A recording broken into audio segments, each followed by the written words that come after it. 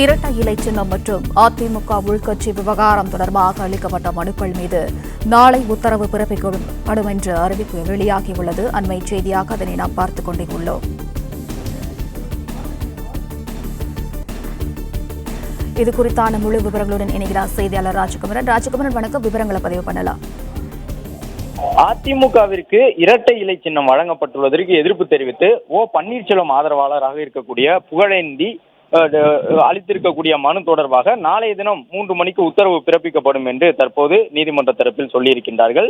இரட்டை இலை சின்னம் மற்றும் அதிமுக உட்கட்சி விவகாரம் தொடர்பாக அளிக்கப்பட்ட மனுக்கள் மீது உத்தரவுகளை பிறப்பிக்க தேர்தல் ஆணையத்திற்கு ஆணை பிறப்பிக்க கோரி புகழேந்தி தொடர்ந்து இந்த மனுவில் நாளைய தினம் உத்தரவு பிறப்பிக்கப்படும் என்று தெரிவித்திருக்கப்பட்டிருக்கின்றது. குறிப்பாக டெல்லி நீதிமன்றத்தினுடைய நீதிபதி சச்சின் தத்தா நாளை பிற்பகல் 3 மணிக்கு முன்பாக எழுத்துப்பூர்வமாக உத்தரவு பிறப்பிக்கப்படும் என்று தெரிவித்திருக்கின்றார். இந்த வழக்கை பொறுத்தவரை அதிமுகவிற்கு இரட்டை இலை சின்னம் கொடுக்கக்கூடாது, அது மட்டுமல்லாமல் பொதுக்குழுவின் மூலமாக அதிமுகவில் ஏற்பட்டிருக்கக்கூடிய மாற்றங்களை தேர்தல் ஆணையம் அங்கீகரிக்க கூடாது என்பதற்கான உத்தரவுகளை தேர்தல் ஆணையத்திற்கு பிறப்பிக்க வேண்டும் என்பது இந்த மனுவினுடைய சாராம்சம். அது தொடர்பான வழக்கில் நாளைய தினம் தீர்ப்பு 3 மணிக்கு முன்பாக எழுத்துப்பூர்வமாக வழங்கப்படும் என்று நீதிபதி தெரிவித்திருக்கக்கூடிய சூழ்நிலையில் இரட்டை இலை சின்னம் தொடர்பாக முக்கிய ஒரு தீர்ப்பு நாளைய தினம் வரக்கூடிய வகையில் இது அமைந்திருக்கின்றது.